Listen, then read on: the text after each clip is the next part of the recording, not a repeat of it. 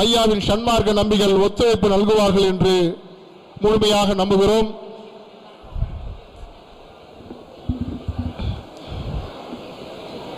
Cuddalore Mudhunagar Sri Saraswati Vidyalaya matric மேல்நிலைப் பள்ளியினுடைய 6ஆம் வகுப்பு மாணவி திவ்ய தனுஸ்ரீ அவர்கள் பேச்சு போட்டியின் முதல் பரிசை பெறுகிறார்கள்.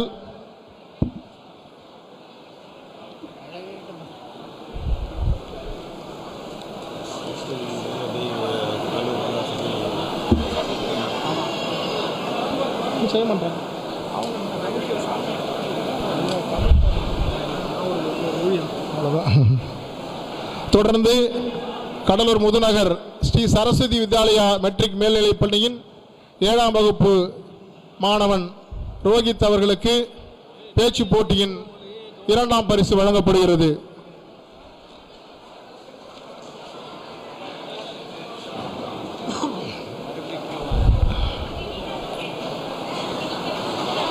அடுத்து கல்லூரி அளவிலான பேச்சு போட்டியில் கடலூர் கந்தசாமி நாயுடு மகளிர் கல்லூரியின் BA 3ஆம் ஆண்டு மாணவி அஜிதா அவர்களுக்கு பேச்சு போட்டியின் 3ஆம் நிலை பரிசு வழங்கப்படுகிறது.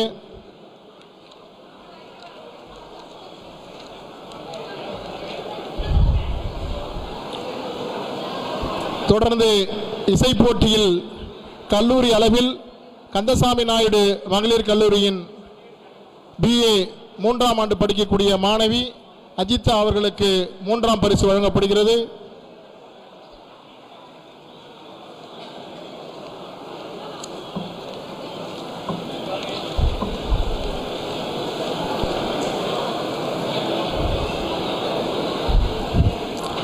தொடர்ந்து ஓவிய போட்டியில் திருக்கண்டீஸ்வரம் நகராட்சி உயர்நிலைப் பள்ளியின் 8ஆம் வகுப்பு மாணவன் புவனேஸ்வரன் அவர்களுக்கு ஓவிய போட்டியின் 2ஆம் பரிசு வழங்கப்படுகிறது.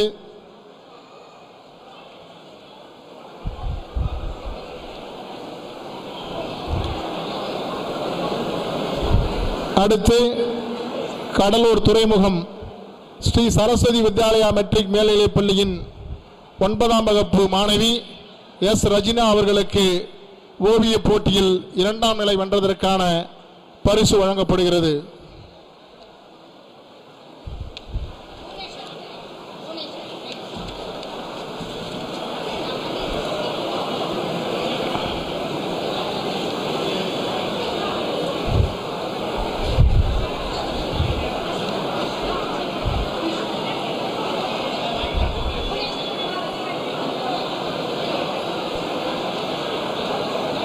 புவனேஸ்வரில் அது லேட்டாக வந்துட்டாங்க. லேட்டாக தானே வந்துட்டேன். கொடுத்தாச்சா? விட்டுரு பாப்பா. சரிப்பா. செல்லங்குப்பம் CK பொறியியல் கல்லூரியின் B மாணவன் ஹரிஷ் அவர்களுக்கு ஓவிய போட்டியில் முதல்நிலை வென்றதற்கான பரிசு வழங்கப்படுகிறது. தொடர்ந்து அதே CK பொறியியல் கல்லூரியினுடைய BE சிவில் மாணவன் பாலமுருகன் அவர்களுக்கு ஓவிய போட்டியில் 2ஆம் பரிசு வென்றதற்கான பரிசு வழங்கப்படுகின்றது. தொடர்ந்து 3ஆம் பரிசினை அதே கல்லூரியை சார்ந்த CK பொறியியல் கல்லூரியினுடைய BE மாணவன் அதிபன் அவர்களுக்கு 3ஆம் பரிசு வழங்கி அரங்கம் மகிழ்கிறது.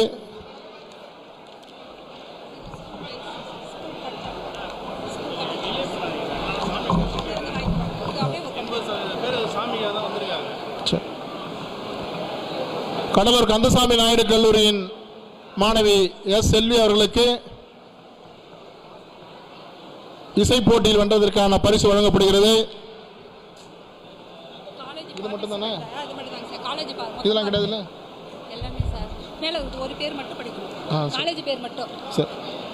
கடலூர் முதுநகர் ஸ்ரீ சரஸ்வதி வித்யாலயா மெட்ரிக் மேல்நிலைப் பள்ளியில் வென்ற மாணவ மாணவிகளுக்கு அந்த பள்ளியின் ஆசிரியரிடம் ஒட்டுமொத்த சான்றிதழும் வழங்கி அரங்கம் மகிழ்கிறது. அப்படியே கல்லூரி அளவு கொடுத்துருங்க. அப்படியே ஒரே ஆள்கிட்ட கொடுத்துருங்க. அங்குசெட்டிப்பாளையம் அரசு மேல்நிலைப் பள்ளியை சார்ந்த வெற்றி பெற்ற மாணவ மாணவிகளுக்கு சான்றிதழ்களை அந்த பள்ளியின் ஆசிரியர் பெற்றுக்கொண்டு அரங்கத்திற்கு மரியாதை செய்கிறார். தொடர்ந்து நடைபெறப்பட்ட அரசு மேல்நிலைப் பள்ளியில் போட்டியிலே கலந்து கொண்டு வெற்றி பெற்ற மாணவ மாணவிகளுக்கு சான்றிதழ்களில் ஆசிரியர் அவர்கள் பெற்றுக் கொள்கின்றார்கள்.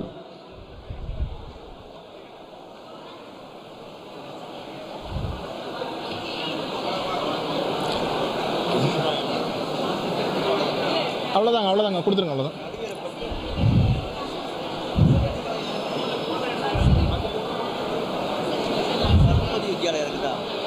அது வரல விட்டுருங்க, கையில் கொடுத்துருங்க. மொத்தமாக தான் கொடுத்தாச்சு முடிஞ்சிருச்சு. நாம் ஆவலோடு எதிர்பார்த்து கொண்டிருக்கக்கூடிய ஐயா அவர்களுடைய சொற்பொழிவு. ஐயா அவர்கள் வள்ளலாரின் உயிர் இரக்கம் என்கின்ற தலைப்பிலே நம்மோடு சிறப்புரை நிகழ்த்த வருகிறார். ஐயா வருக. ஐயா வள்ளலாரை பற்றிய அற்புத சொற்பொழிவினை தருக. அப்புறம் சொல்லுங்க.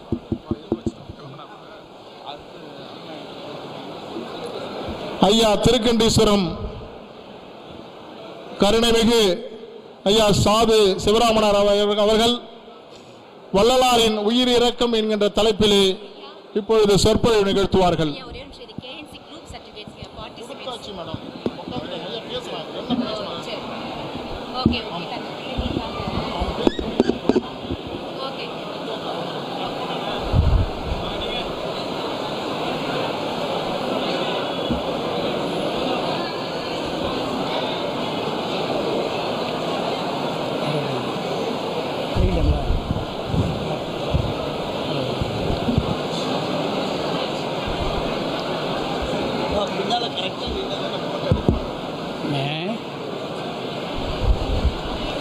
அருட்பெருஞ்சோதி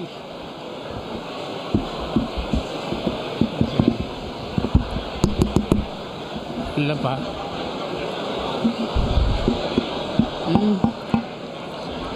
சரி.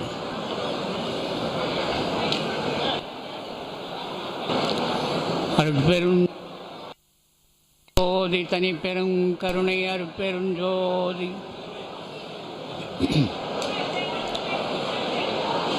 அன்பு ஆண்மனை கொண்ட எனது உயிரில் கலந்துள்ள அன்பு ஆத்ம சகோதர சகோதரிகளே, இதுகாரும் மேடையிலே பேசிய அத்துணை உள்ளங்களுக்கும் இந்த நிகழ்வை ஏற்பாடு செய்திருக்கக்கூடிய இந்து அறநிலையத்துறை அவர்களுக்கும் தமிழக அரசுக்கும் தம்பி ஏபிஜே அருள் உள்ளிட்ட அந்த குழுவிலே இருக்கின்ற அத்தனை பேருக்கும் என்னுடைய வணக்கத்தையும் நன்றியும் தெரிவித்துக் கொண்டு, வள்ளலாரின் உயிர் இரக்கம் என்ற தலைப்பிலே எனக்கு தலைப்பு கொடுக்கப்பட்டு, உங்களுக்கெல்லாம் தெரிந்த ஒன்றுதான்,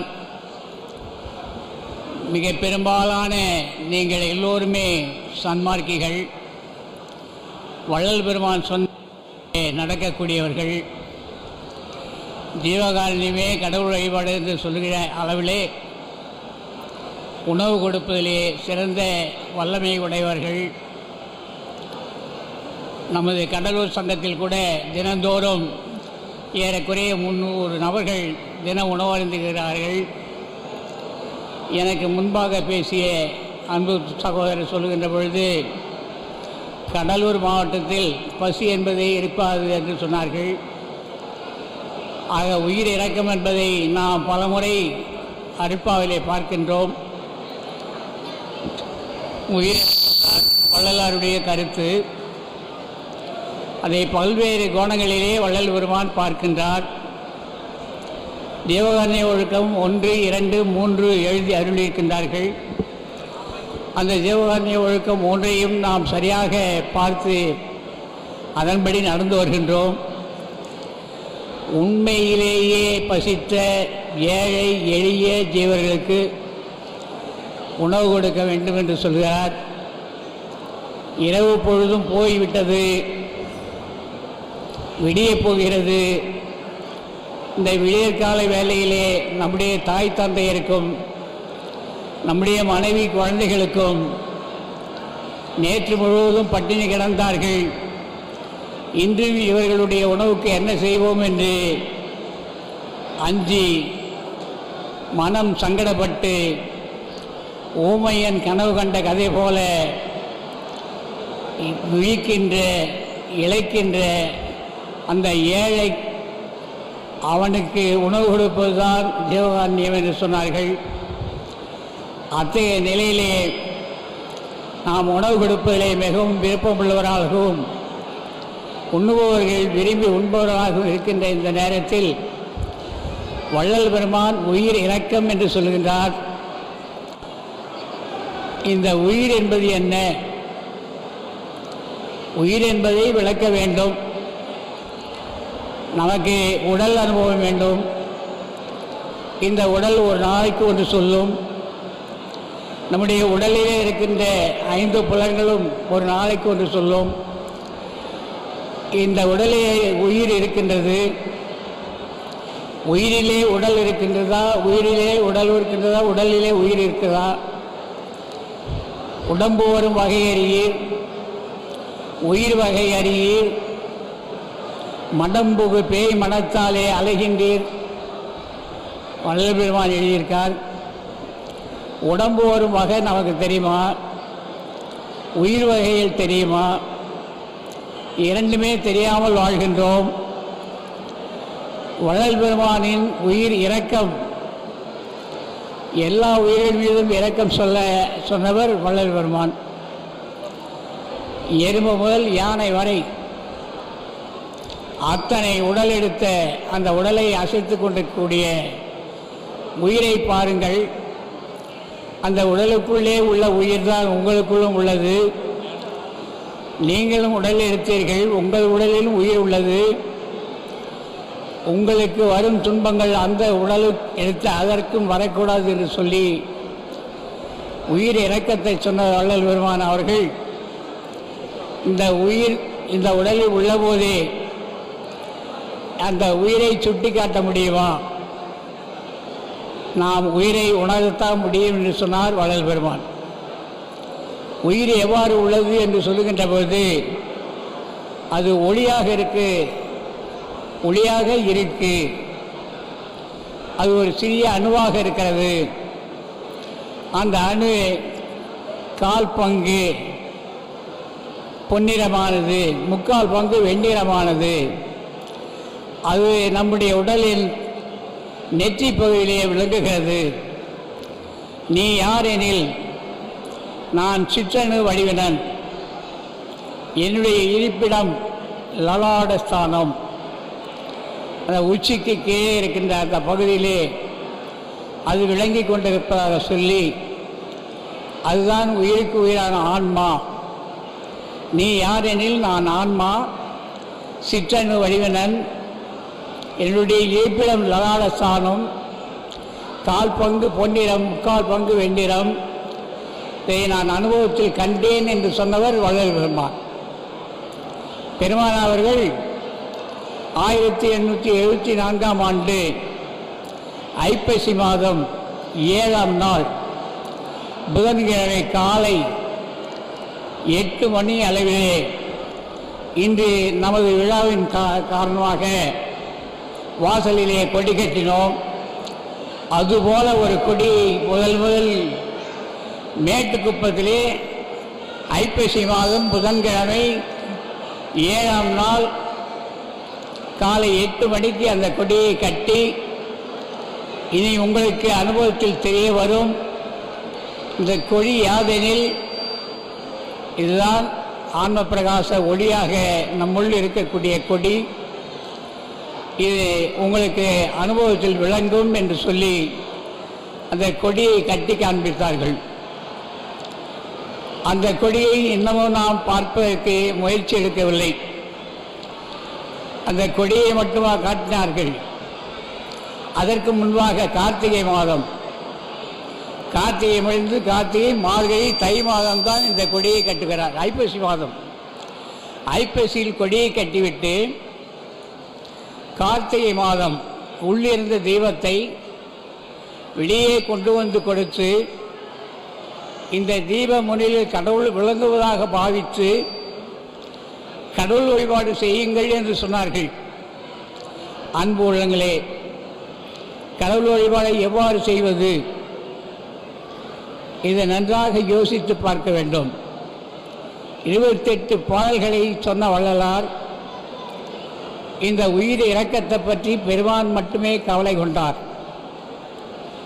உயிரெடுத்திருக்கின்ற உடல் எடுத்து வாழ்கின்ற நாம் அனைவரும் இந்த பிறவி தப்பினால் எப்பிறவி வாய்க்குமே என்று சொன்னார்கள். அரிது அரிது மானிடராய் பிறத்தல் அரிது என்று சொன்னார்கள். வள்ளல் பெருமான் அழகாக சொன்னார், இந்த பிறவியில்தான் அந்த ஆன்ம அனுபவத்தை பெற முடியும். உலகத்தினத்தே மிகவும் பெரிதற்கரிய மனித தேகத்தை பெற்றுக்கொண்ட நம்மவர்களே, காலம்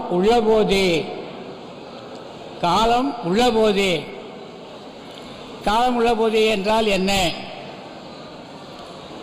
இறந்த காலமா, நிகழ்காலமா, எதிர்காலமா? எந்த காலம்? காலம் உள்ளபோதே. அந்த வார்த்தைக்கு என்ன பொருள் சொல்லப் போகிறோம்? இப்பொழுது காலம் இருக்கின்றது, ஆகையினாலே நான் பேசிக்கொண்டிருக்கிறேன். என்னுள் என்னை இயக்கிக் கொண்டிருக்கிற அந்த உயிர் இந்த உடலை விட்டு நீங்குமானால் என்ன சொல்வீர்கள்? காலமாகிவிட்டார். காலமாவது யார்? இந்த உடலா அல்லது உயிரா? இந்த உடலை விட்டு உயிர் பிரிவா? உயிரை விட்டு உடல் பிரிகிறதா? உடல் வேறாகவும் உயிர் வேறாகவும் இருக்குமா? காலம் உள்ள போதே என்றால் என்ன? உயிர் உள்ள போதே. 28 பாடல்களை எழுதி தந்திருக்கின்றார்கள் நமக்கு. முதல் பாடலையே சொல்வார், நினைந்து நினைந்து உணர்ந்து உணர்ந்து. நாம் எதை நினைக்கின்றோம், எதை நினைக்க வேண்டும் என்பதை, எதை மறந்து வாழ்கிறோம் என்பதை நினைவுபடுத்துவதற்காகத்தான் இந்த 28 பாடல்களிலும் கண்டுள்ளபடி கடவுள் வழிபாடு செய்யுங்கள் என்று சொன்னார்கள். இந்த 28 பாடல்களையும் என்ன சொல்லப்பட்டிருக்கிறது என்று பார்ப்போமே. ஆனால் மரணமில்லாத ஒரு வாழ்க்கையை சொல்லியிருக்கின்றார்கள். நீ யார் எனில் சிற்றடு வடிவினன் என்று சொன்னவர் வள்ளலார். காலம் உள்ளபோதே கடவுள் நிலையறிந்து, வெளிநிலை கண்ணு காது மூக்கு வாயெல்லாம் இந்த உடலிலே காலையில் நான் எழுந்ததும் வெளியே பார்க்கின்றேன், வெளியிலிருந்து வரும் ஓசையை கேட்கின்றேன், வெளியிலிருந்து வரும் உணவை உண்டு ருசி பார்க்கின்றேன், வாசங்களை முகர்ந்து பார்க்கின்றேன், எடுக்கிறேன், கொடுக்கிறேன், நடக்கிறேன். என 5 புலன்களாலும் அனைத்து வேலைகளையும் செய்து வருகின்றேன். அப்படிப்பட்ட நான் யார்? நீ யார் எனில் முதல் பெருமான் சொல்லிட்டார். நம்முள்ளே இருக்கும் ஒரு ஆற்றல், அது அந்த ஆற்றலுக்கு உயிர் என்று பெயர் அல்லவா? உடம்பு உயிர் எடுத்ததா? உயிர் உடம்பு எடுத்ததா? உடம்பு வரும் முன் உயிர் எங்கே இருந்தது? உயிர் எவ்விதமாக வந்தது? அருணகிரி சொல்லுவார், பட்டேந்திரத்தார் சொல்லுவார், நிறைய பேர் சொல்லியிருக்கின்றார்கள். ஆனாலும் வள்ளல் பெருமான் தெளிவாக இந்த உயிர் வருகின்ற நம்முடைய சொந்த சரித்திரத்தை, இந்த உடல் எடுக்கும் அற்புதத்தை வள்ளல் பெருமான் சத்திய சிறு விண்ணப்பம், சத்திய பெரு விண்ணப்பம், இதை ஆழமாக நீங்கள் வாசிப்பீர்களானால் அற்புதமான நம்முடைய உயிர் அனுபவத்தை எழுதியிருக்கின்றார்கள். இந்த ஆகாயம் வெற்றிடம். நம்முடைய அன்பு தம்பி ஏபிஜே அருள் சொன்னது போல எங்கும் நிறைந்ததுதான் சிவம், ஒன்றும் அல்லாதது சிவம். அல்லாதது, ஒன்றும் அல்லாததுன்னா என்ன? சுத்தமாக அது தவிர வேற ஒன்றும் கிடையாது. கலப்பே இல்லாத சுத்த சிவம். அதைத்தான் வள்ளல் பெருமான் சொல்லுவார், ஜோதி ஜோதி ஜோதி சுயம். அது என்ன? சுயமானது. இங்கேயா சொல்லுவான் சுயம்புலிங்கம் சுயம்புலிங்கம் சொல்லி. சுயம்பே கிடையாது, எல்லாம் முடிப்பட்டது தான், மனிதர் உருவாக்கினதுதான். ஆக காலம் உள்ள போதே கடவுள் நிலையறிந்து அதை எவ்வாறு அறிந்து கொள்வது? 28 பாடல்களையும் சொல்லியிருக்கின்றார்கள். நம்மை நடத்தி கொண்டிருக்கிற இந்த காற்று, சாது சிவராமன் பேசினால் வெறும் காற்றுக்கு வந்து விடுவான் என்று சொல்வார்கள். 100க்கு 100 உண்மை. வள்ளல் பெருமான் சொல்லியிருக்கின்றார், கட்டை விரல் முதல் உச்சந்தலை வரை இந்த தேகம் வாயுவால் ஆகியது என்று எழுதியிருக்கின்றார். இந்த தேகம் எதனால் ஆகியது? வாயுவால் ஆகியது. வாயு என்பது என்ன? காற்று. இந்த வாயு பகவான் என்னை நடத்தி கொண்டிருக்கிறார். நான் இந்த வாயு பகவானை பார்த்திருக்கின்றேனா? வாயு என்னை நடத்தி கொண்டிருக்கிறது.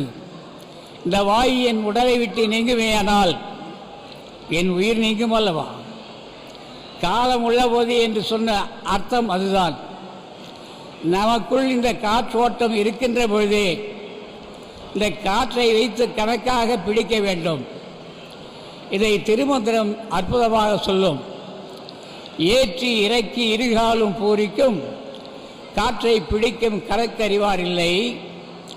காற்றை பிடிக்கும் கணக்கறிவாளருக்கு கூற்றை உதைக்கும் குறியதுவாமே. சோறு தின்னாலும் மரணம் உண்டு, தண்ணீர் குடித்து கொண்டிருந்தாலும் மரணம் உண்டு. காற்றை இழுக்கவில்லை என்றால் மரணம்தானே. கொரோனா வந்தது. கொரோனா எல்லோரும் எதனால் இறந்தார்கள்? நுரையீரல் கெட்டுவிட்டது, மூச்சு இழுக்கவில்லை. ஒவ்வொரு பக்கத்துலேயும் பெட்டில் சிலிண்டரை கொண்டு வந்து வச்சோம். ஒவ்வொரு சிலிண்டருக்கு பணம் கொடுத்தோம். மூச்சு அடைப்பு, மூச்சு காற்று இல்லை, எல்லாம் நின்று போச்சு. அப்போ காற்றினில் கணக்கில் உழைப்பில் ஆற்றலின் வகுத்த அருட்பெருஞ்சோதி. காற்றுரு காற்றாய் காற்றே காற்றாய் ஆற்றலின் ஓங்கும் அருட்பெருஞ்சோதி. காற்றினில் குணம்பல கணம்பல.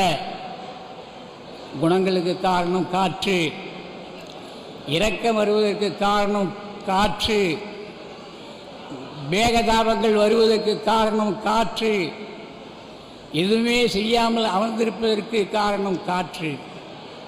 இந்த காற்று உள்ளே சென்று சரியாக இயங்குமேயானால் சத்துவகுணம் மேலோங்கும் என்று சொன்னவர் வள்ளலார். சத்துவகுணம், ராஜசகுணம், தாமசகுணம், இந்த குணங்களுக்கெல்லாம் காரணமாக இருப்பது காற்று தான். இந்த காற்று உள்ள போதே எல்லாவற்றையும் தெரிந்து கொள்ள வேண்டும்.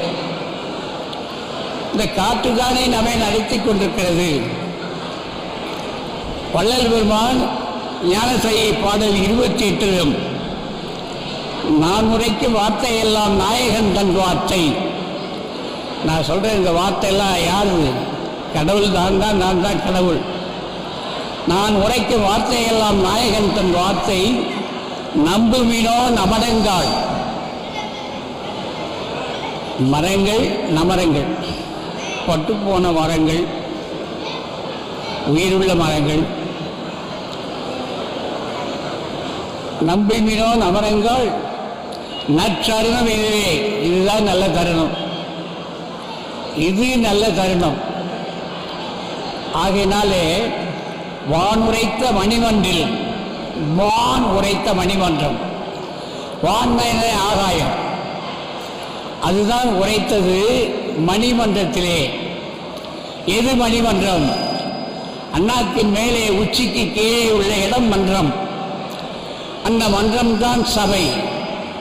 அந்த சபைதான் சத்தியம் இருக்கின்ற இடம். அது ஒளியாக இருக்கின்றது. அந்த சத்திய ஞான சபை உள்ளே கண்டவர் பெறுவார். சபை எனது உளம் என தான் அமர்ந்து எனக்கே அபயம் அளித்ததோர் அருட்பெருஞ்சோதி. சத்திய ஞான சபையை என்னுள் கண்டனன். அன்பு உள்ளங்களே, என்றைக்கு நான் பார்ப்பேன், நீங்கள் பார்ப்பீர்கள் என்று நாம் காணப்போகின்றோம். அவர் பார்த்தாரே, சத்திய ஞான சபை என்னுள் கண்டனன் என்று எழுதினாரே, நான் என்றைக்கு காண்பது, நீங்கள் என்றைக்கு காண்பது? சத்திய ஞான சபை என்னுள் கண்டனன், சன்மார்க்க சித்தியை நான் பெற்றுக் கொண்டனன். சன்மார்க்க சித்தி எது? மரணமில்லாத பெறுவாள், உயிர் அனுபவம் பெறுவது, இந்த உடல் மூலமாக உயிர் அனுபவம் பெறுவது. உடம்பை முன்னம் இழுக்கென்று இருந்தேன், உடம்பினுக்குள்ளே உருபொருள் கண்டேன். திருமந்தல் சொன்னது. வள்ளல் பெருமான் அந்த உருபொருளை நோக்கி நாடினார், அவரையே கருதி கொண்டிருந்தார். மறப்பறியேன், மறந்தால் உயிருடையேன் சொன்னார். புருவமத்தில் இருக்கின்ற அருட்பெருஞ்சோதி இறைவனை மறந்தால் உயிருடையேன் சொன்னார். நாம் என்ன சொன்னோம்? மறந்து வாழ்கின்றோம். மறப்பதனால்தான் எல்லாம் எனக்கும் வரும், உங்களுக்கும் வரும். மறந்திருந்து பிணி மூப்பில் சம்மதமோ உமக்கு. அப்போ பிணி மூப்பெல்லாம் எதனால் வருது? உருவமத்தில் இருக்கிற அருட்பெருஞ்சோதி ஆண்டவரை மறப்பதால் வரும். மறந்திருந்து பிணி மூப்பில் சம்மதமோ உமக்கு தெளிவாக சொன்னார். வள்ளல் பெருமான் உயிரின் மீது இரக்கம் கொண்டவர். புல்லாகி பொன்றாகி பல்விருஷமாகி என்று சொன்ன அந்த இடத்திலே வள்ளல் பெருமான் நாம் பெற்ற எத்தனை பிறவி என்பதை வாசகமாக பட்டியலிட்டு காட்டுகின்றார்.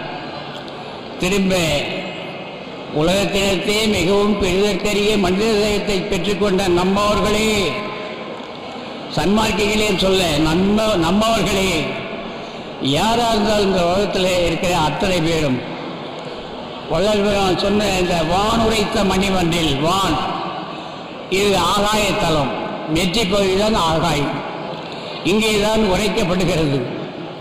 வான் உரைத்த மணிமன்றில், அண்ணாக்கு தான் மணி, அது மேலே இருப்பதுதான் உச்சிக்கு கீழே உண்ணாவுக்கு மேலே நித்தம் வைத்த விளக்கு எரியுதடி, அச்சுள்ள விளக்கது வாழைப்பெண்ணே அவியாமல் எரியுது வாழைப்பெண்ணேன்னு ஒரு சித்தன் சொன்னான். அதுக்கு காரணம் நாம் தெரிந்து கொள்ளவில்லை. இந்த மணிமன்றில் நடம்புரி எம்பெருமான், எம்பெருமான் எங்கே நடம்புரிகிறார்? சிற்சபையிலே நெற்றி பகுதியிலே நடம்புரிகின்றார். அப்படிப்பட்ட வரவை எதிர்கொண்டு அவர் வளர்வானுடைய உடலையே இந்த உடலையே மாற்றத்துக்குள்ளாக்கினார். நமக்குள்ளே இருக்க அவரு தனியாக இருக்காரு, நம்மை எழுப்பி விடுறாரு, நாம் அவரை பார்ப்பதே இல்லை. பெருமான் அவரோடு இருந்ததனாலே உடலை மாற்றங்களை உருவாக்கி கொண்டார். அவர் எடுத்த அந்த உடலை அவர் அழிக்கவே இல்லை. இக்காலத்தும் இவ்விடத்தும் இவ்விதத்தும் எவ்வளவும் தடைபடாமல் விளங்குகின்ற ஒப்பற்ற ஒரு அனுபவத்தை பெற்றார்.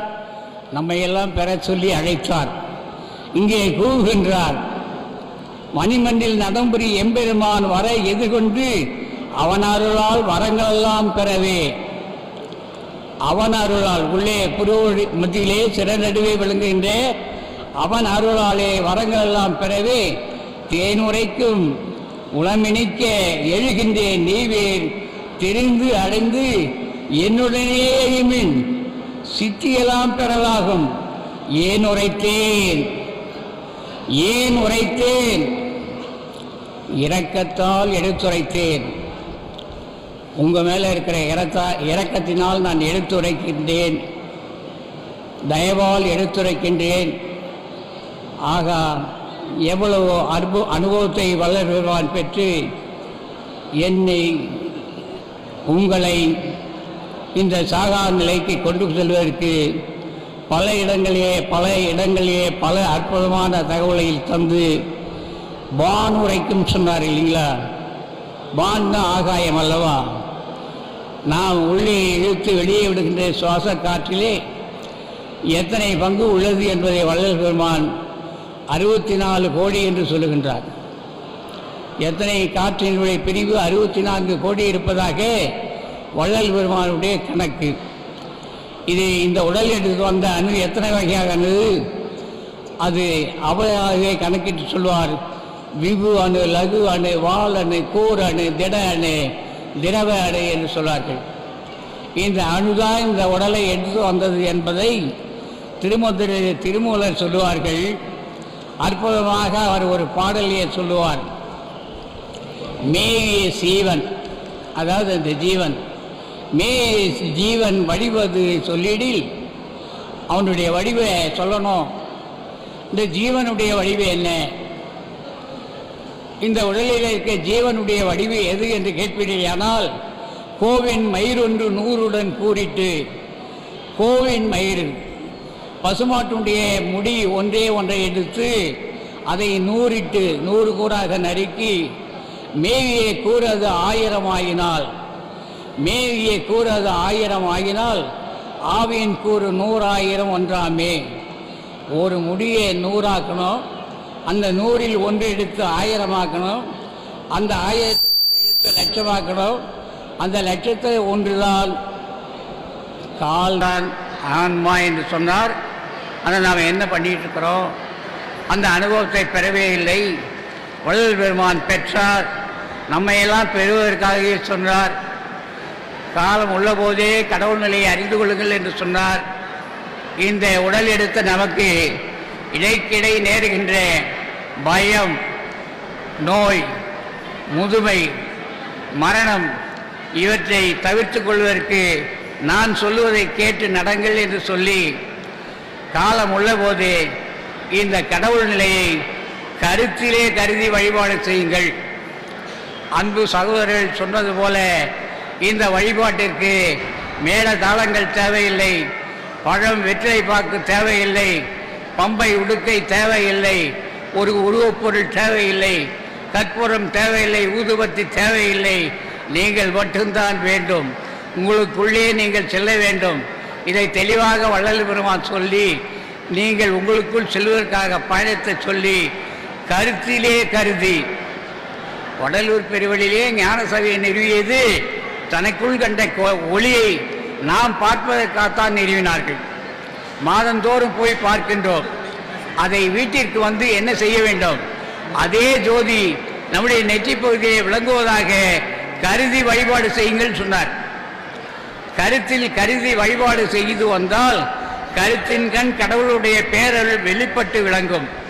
அவ்வாறு வெளிப்பட்டு விளங்குகின்ற போது வாழ்க்கையில் நமக்கு ஏற்படுகின்ற பயம், நோய், முதுமை தடுக்க பெற்று எக்காலத்தும் எவ்விடத்தும் எவ்விதத்தும் தடையில்லாமல் வாழ முடியும் என்று வள்ளல் பெருமான் சொல்லி, உயிர் மீது இரக்கம் கொள்ளுங்கள், உங்கள் மீது நீங்கள் இரக்கம் கொள்ளுங்கள்.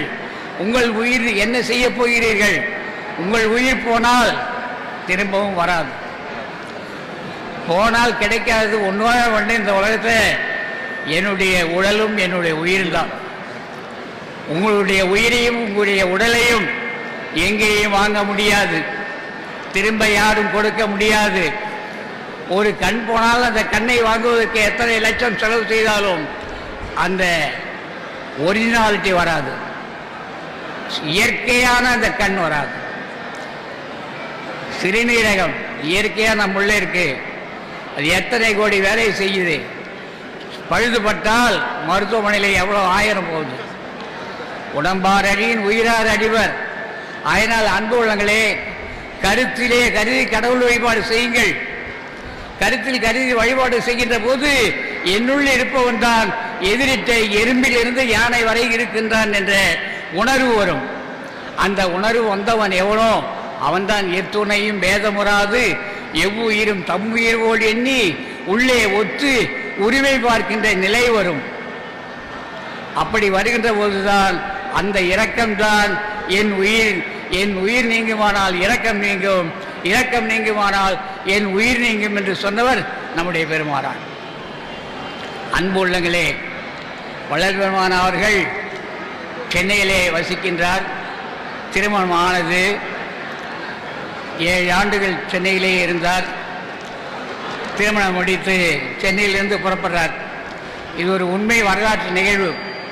நம்மில் பலருக்கு தெரிந்திருக்கலாம், பலருக்கு தெரியாது. சிதம்பர சுவாமிகள், சடை சுவாமிகள், வீராசாமி நாயக்கர் ஆக தொழூர் வேலாய முதலியார் இவர்களெல்லாம் அழைத்து கொண்டு வண்டி பாதையாக புதுவை வருகின்றார்கள். புதுவையிலே வந்து அங்கே தந்தி ஆபீசர் பினாகபாணி முதலியார் என்பவரை சந்திக்கின்றார். அது அல்லாது அங்கே வேலாயுத முதலியாரோடு வந்து புதுவை வந்தவர் அங்கே விஸ்வநாதர் ஐயர் என்கிற ஒரு அன்பரை சந்திக்கின்றார். அங்கே சில அன்பர்களும் வள்ளல் பெருமானும் சில சத்து விஷயங்களை பேசுகின்றார்கள். சில நாள் அங்கே தங்கி இருந்து சிதம்பரம் வருகிறார். சிதம்பரத்திலிருந்து சீர்காழி செல்கின்றார். சீர்காழியில் பந்தல், அதாவது கோவில் பந்தல்னு ஒரு இடம் இருக்கு. சீர்காழியில் தங்கி அம்மன் கோயில் பந்தல்னு ஒரு கிராமம். அம்மன் கோயில் பந்தல வள்ளல் பெருமானுடைய சொற்பொழிவு. அதை முடித்து அங்கிருந்து அவர் நாகப்பட்டினம் செல்கின்றார்.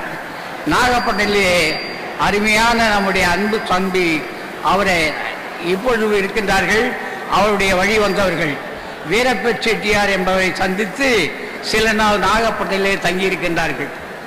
நாகப்பட்டினத்தில் தங்கியிருக்கும் போது அங்கே பல அற்புதமான சொற்பொழிவுகளை பண்ணுகின்றார். அங்கிருந்து மதுரைக்கு சென்றார். வள்ளல் பெருமான் மதுரைக்கு சென்று மதுரையிலே நிறைய பாடல்களை எழுதியிருக்கின்றார்கள். ஆனால் ஒரு பாடல் கூட நமக்கு கிடைக்கவில்லை. மதுரம்பதியிலிருந்து திரும்ப சிதம்பரம் வந்து சிதம்பரத்திலிருந்து கருங்குழிக்கு வருகின்றார். கருங்குழிக்கு வந்தபோது வெங்கட்ராம ரெட்டியாரும் அவருடைய துணைவி முத்தியால் அம்மாள் அவர்களும் வேண்டுகிறார்கள், பெருமானே கருங்குழியில் எங்கள் இல்லத்தில் தங்கிக் கொள்ளுங்கள் என்று. பெருமானும் சரி என்று சொல்லி அந்த இல்லத்திலே தங்குகிறார். தங்கிய பொழுதுதான் தண்ணீரில் விளக்கெறிந்த கதை. சென்னை வாழ் மக்கள் செப்ப கேலி தண்ணீர் விளக்கெரித்த தன்மை போல் மாந்தர்தம் உண்மையில் சிவம் விளங்க என்ற பாடலை அந்த கருங்குழியில் இல்லத்திலிருந்து தான் பெருமான் அனுபவம் பெற்றார். திரும்ப வடலூரில் கருங்குழி, வடலூர், விருத்தாச்சலம், ஆலப்பாக்கம், மறுபடி வண்டியிலேயே கூடலூர் அப்பாசாமி செட்டியார் அவர்கள் வீட்டுக்கு வருவார்கள். கிண்ணித்தேர் உற்சவம் பார்த்திருக்கின்றார்கள். அப்புறம் கடலூர் தேவனாம்பட்டினம் வந்திருக்கின்றார்கள். கடலூரிலே உண்ணாமலை செட்டி சாவடி என்று இப்பொழுதும் உள்ளது. அங்கே அக்ஷரா வித்யாலயா ஸ்கூல் இருக்கின்றது, பள்ளி. இந்த பள்ளி வளாகத்துக்கு எதிரே மேம்பாலம் இருக்கின்றது. அதன் அருகில் ஒரு கஸ்டம்ஸ் என்று சொல்வார்கள், சுங்கச்சாவடி இருந்தது.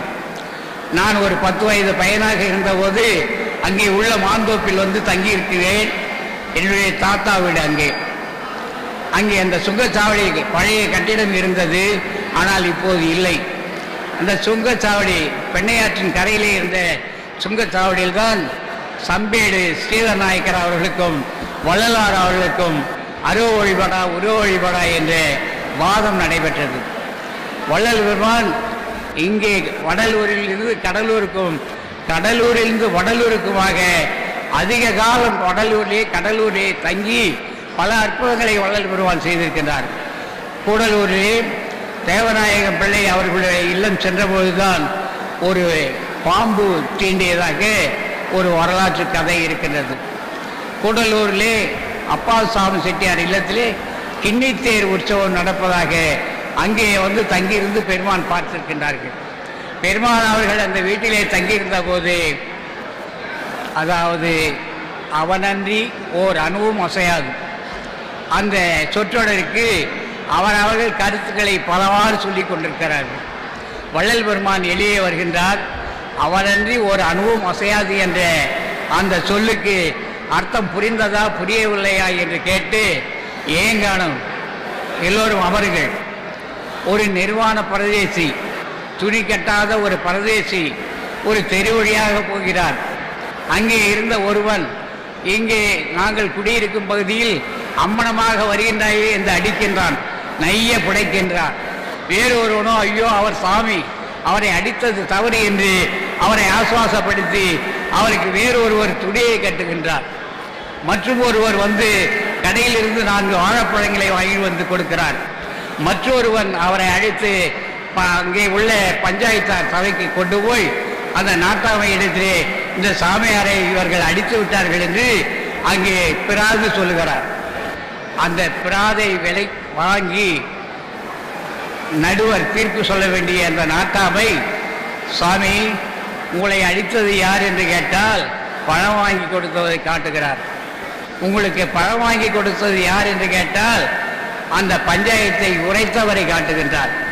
இப்படி ஒன்று மாற்றி ஒன்று காட்டிக் கொண்டிருக்கின்ற பொழுது இவர் பைத்தியம் போல என்று அனுப்பிவிடுகிறார்கள். அப்படிப்பட்ட நிலை வந்தவன் தான் அவன்தான் சொல்லுவான், அவன் அன்றி ஒரு அணுவும் அசையாது என்று. எல்லாம் பார்க்கும் இடவெங்க நீக்க வர அவன் கண்களுக்கு புலப்படுவதால் அவன் சொல்லலாம் அவன் அன்றி அணுவும் அசையாது என்று, நாமெல்லாம் சொல்ல முடியாது என்று ஒரு தீர்ப்பினை வழங்கியவர் வள்ளலார். ஒருமுறை ஆலப்பாக்கம் செல்கிறார்கள். ஆலப்பாக்கத்தை ரெட்டியார் அவர்கள் தங்கம் செய்வதாக கேள்விப்படுகிறார். ஏங்கானும் இங்கே வா, தங்கம் செய்கிறியா, நிறைய பணம் செலவு பண்ணிட்டேன், அந்த தகரத்தை எடு, 2 வரட்டியை எடுத்துட்டு வா, இந்த பச்சளையை அது மேலே தடவு, இந்த வரட்டியில் இந்த தகடை வை, 2 வரட்டியும் எரிந்த பிறகு அதை எடு. அந்த தகடை எடுக்கிறார். தகடம் தங்கமாக இருக்கு, தகரம் தங்கமாச்சு. ஏங்கானோம் இதுக்கு அப்படி அலைவ அப்படின்னு தூக்கி போட்டாரா வள்ளலார். இது அல்லாது வடலூர்லேருந்து கடலூருக்கு வந்து கொண்டிருக்கும் போது பலவிதமான சம்பவங்களை சந்தித்திருக்கிறார் வள்ளல் பெருமான். அதனால் அன்பு உள்ளவங்களே, இந்த கடலூர் சாதாரணமானது அல்ல. வள்ளல் பெருமான் நம்முடைய அன்பு சகோதரர் முன்பு பேசிய போது எளிமையான பாடல்களை பாடியவர் நம்முடைய பெருமானார் அவர்கள். இந்த பாடல்கள் கோயில்களிலே பாடப்பெற்றது. முத்தை தருபத்தி திருநகை அத்திக்கிற சத்திச்சரவரை வித்துக்குருவரை என ஓதும் முருகா அப்படின்னா உங்களுக்கு என்ன தெரியும்? இதுக்கு தமிழ் படிக்கணும். முத்தை தருபத்தி திருநகை அத்திக்கிற சத்திச்சரவனை இதுக்கெல்லாம் விளக்கம் சொல்லணும். ஏதாவது புரியுதா உங்களுக்கு? கொஞ்சம் தமிழ்லே அதிகமாக ஆராய்ச்சி இருந்தால் தான் புரியும், இல்லைன்னா புரியாது. இப்படிப்பட்ட எழுத்தாளர்கள் வந்த நேரத்தில் அப்பா நான் வேண்டுதல் கேட்டு அருள் புரிதல் வேண்டும், தாயாகி தந்தையுமாய் தாங்குகின்ற தெய்வம், ஒருமையுடன் எனது திருமலரடி நினைக்கின்ற உத்தமதம் உறவு வேண்டும், எத்துணையும் பேதமுறாது உயிரும் தம் உயிர் போல். இப்படிலாம் எளிய நடையில் பாடுனா கோபம் வருமா வராதான் மற்றவர்களுக்கு? வள்ளல் பெருமான் மீது யாழ்ப்பாணம் ஆறுமுகநாதரை வைத்து மஞ்சகுப்பம் கோர்ட்டிலே வழக்கு தொடுக்கிறார்கள். நம்முடைய சன்மார்க்க சங்க கட்டிடம் அவர் வந்த அந்த இடத்திலே இருக்கின்றது. அன்பு உள்ளங்களே, கடலூர் சன்மார்க்க சங்கத்துக்கு சென்று பாருங்கள். இப்படி சங்கத்துக்கிட்ட நின்று அடுப்பு இப்படி பார்த்தீங்கன்னா பழைய கட்டடம் இருக்கு, மிக தொன்மையானது. அந்த கட்டிடம் வள்ளல் பெருமான் திருப்பாதங்கள் பட்ட பூமி, அதுதான் கோர்ட் வளாகம். அதை அரசு உடைமையாக்க வேண்டும் என்று சொல்லி வருகின்றோம்.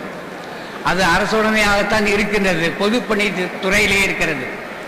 அதை அரசு வாங்கி வள்ளலார் தெய்வ நிலையத்தோடு சேர்த்து அதை காட்சி பொருளாக மாற்றி உள்ளது உள்ளபடியே செய்வார்கள். ஆனால் அதிலே பிளாஸ்டர் ஆஃப் பாரிஸ் என்று சொல்லக்கூடிய பொருளால் வடிவமைத்து ஒரு கோர்ட்டு, ஒரு நீதிமன்றம் நடப்பது போலே காட்டி ஒலி அமைப்பை செய்து நாமெல்லாம் பார்ப்பதற்கு ஒரு மாற்றத்தை இந்த அரசு தரும் என்று நான் உங்கள் சார்பாக வேண்டி கேட்டுக்கொள்கிறேன். அப்படிப்பட்ட இடம் இந்த இடம். இங்கே கூடலூர் அப்பாசாமி செட்டியார் வீட்டில் அங்கே ஒரு சத்சங்கம் நடக்கிறது.